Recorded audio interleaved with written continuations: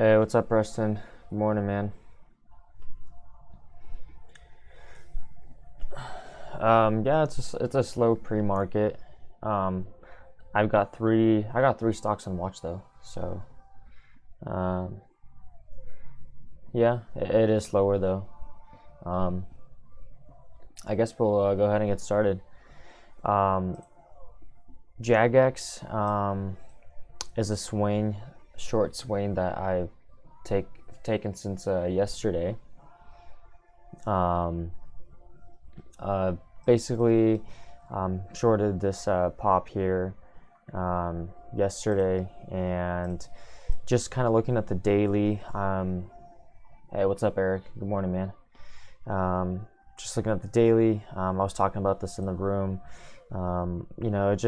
Eric mentioned it actually yesterday, but we've got kind of a really big extension from like 20, 30 cents. What's up, Newton? Good morning, man. Good morning, brother. From like 30 cents up to like almost $5. And we've had a lot of good volume, so it's due for a pullback. It really is. And I'm thinking that we can get the mid twos today. We can go sub 3 for some time, and that's probably where I'll cover. I'm not really looking for any specific goal. I'm just gonna cover when I feel like we've probably like near around $3 is kind of my goal to cover. Good morning, John. So that's kind of just a recap on where we are with JAGX.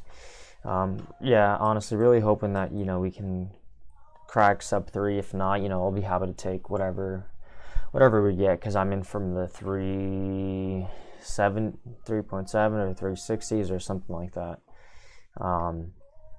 But for the gappers today, I'm looking at a couple. I'm looking at USWS, LJPC, and TMBR, with a couple just kind of on the side. I'm watching BMRA. Doesn't look like it's getting enough volume though, and then ZOM. A breakout over 60. It keeps on going, but really I'm focusing on these three here. So USWS is a gap and crab for me. Basically, it's given back more than 50% of its entire pre-market range, and I'm looking at shorting a morning spike, risking the after-hour highs. So really, I'm gonna be, and if we look at the daily, we can see going even further back that it's a stock that when it gaps, it tends to fail, or it has failed before when it has gapped. Here it's gapped and failed. Here it's gapped and failed. Here it did have a multi-day run, but this wasn't a gap day. This gap, like 10% or so, and then it ran for a couple days. So that's a different setup here. This time we are gapping, so I may actually even consider, depending on how far up this thing spikes. Right now, I'm debating on whether I will take it or not. I'm actually gonna, let's see, calculate a little bit. If we hit 105, well, ideally, actually, I would like to want 110 is really where I would like to insert it, because that'll give me almost 3-to-1 risk to reward. Hey, what's up, Shivam?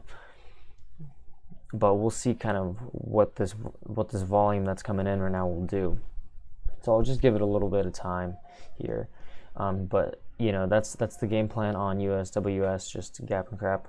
Looking for a morning spike versus the pre-market highs.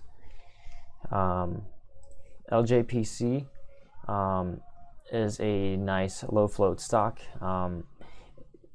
The majority, 90% of the so I'll show you guys.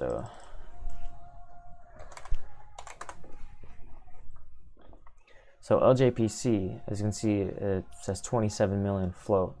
but 90% of it is institutionally owned. So really only 10% of the float is actually available for the public to trade, for us retailers. So the float is actually it's just around 3, you know, 2.5 to 3. So it's actually a low float stock.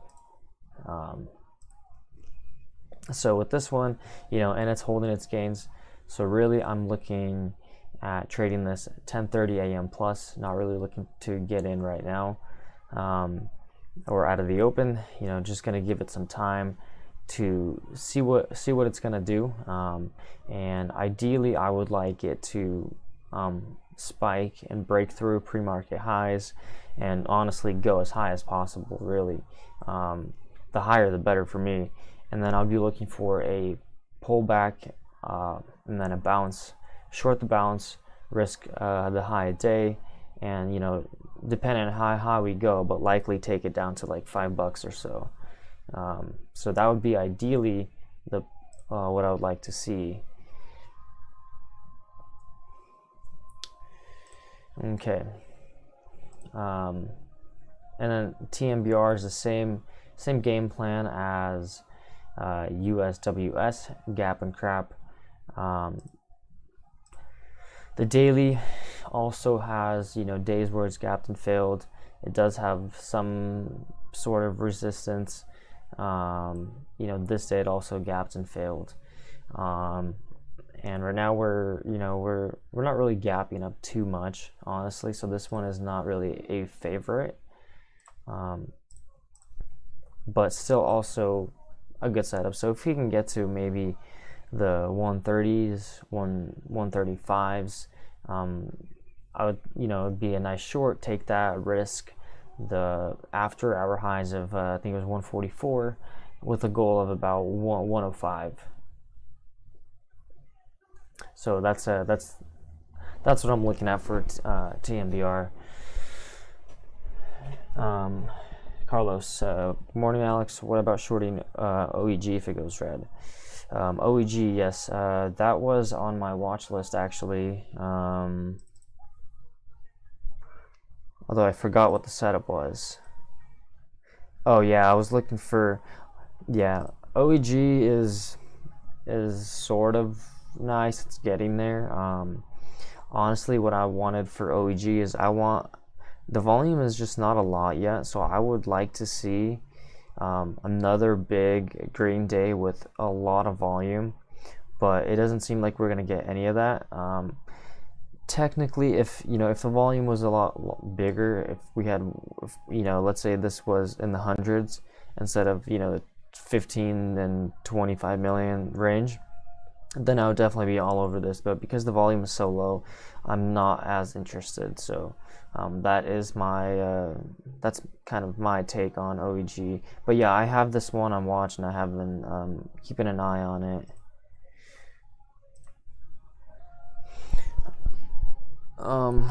So really that's about it for today. Again, just USWS for those who kind of maybe got in a little bit late. Gap and crap, looking for a morning spike versus the pre-market highs, after hour highs. LJPC 10:30 a.m. plus trade, and then TMBR looking for morning spike versus the after hour highs as well. And those are the three top watches I have for today. And then JAGX, I'm swinging this one from yesterday. Really looking for I'll cover anything sub 3. I'll be completely happy with. Shivam, LMNL. That sounds like a larger cap stock, which I probably will not trade.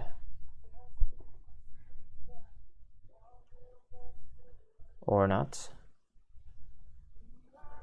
LMNL. Oh, I saw this one earlier. No, I'm not interested. There's not a lot of volume pre-market, unless if we can gain some volume. Plus, it's up only 20%. Not enough range for me.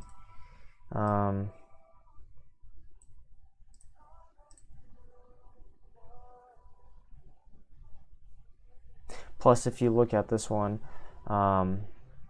you can see that with almost no volume, this can go from, you know, $12 to $30. So this can double on like pretty much zero volume.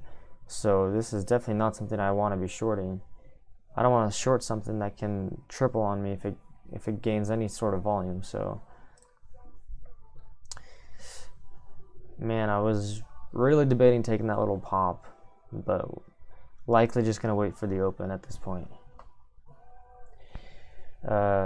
Newton, have a great day, man. Anything that happens today is in your best interest. It is an opportunity to learn and grow. Thanks, man. I appreciate that, and that is true. Every opportunity is a chance to learn and get better.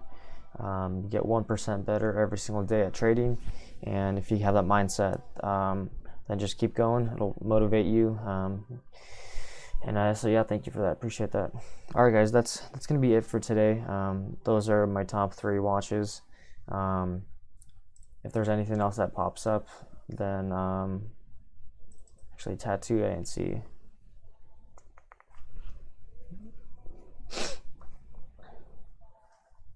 Why did I not see tattoo? Well, let's see how much. 2.5. What was the close? 1.6. Okay. So this is. Let's look at the daily.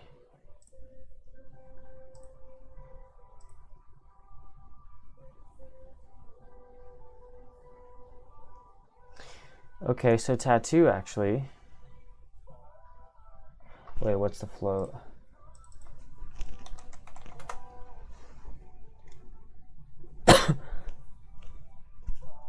$140 million. 14% of it is institutionally owned. So it's about 120 million float. I don't like trading that large of a float, but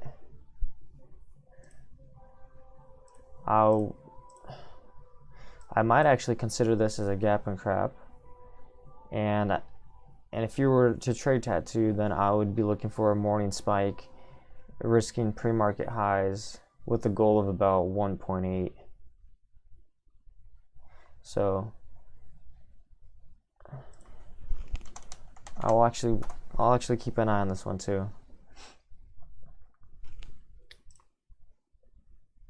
Hey Alex, what do you think about a short on BNGO using 570 and 585 line using pre-market highs risk? BNGO likely not. Oh, so look at the daily.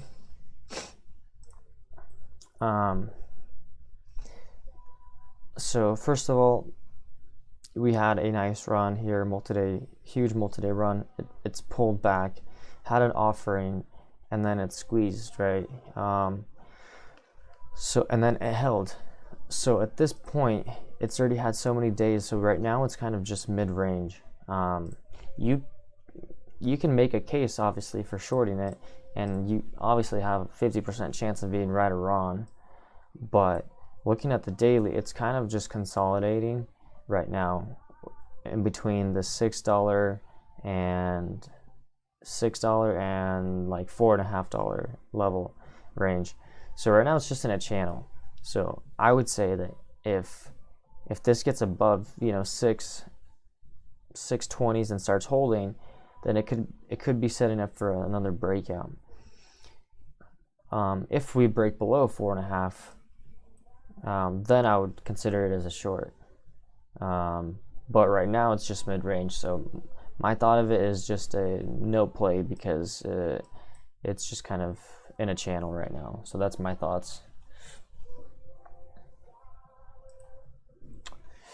All right, guys, that's a wrap for today's pre-market live. I'll catch you guys tomorrow morning.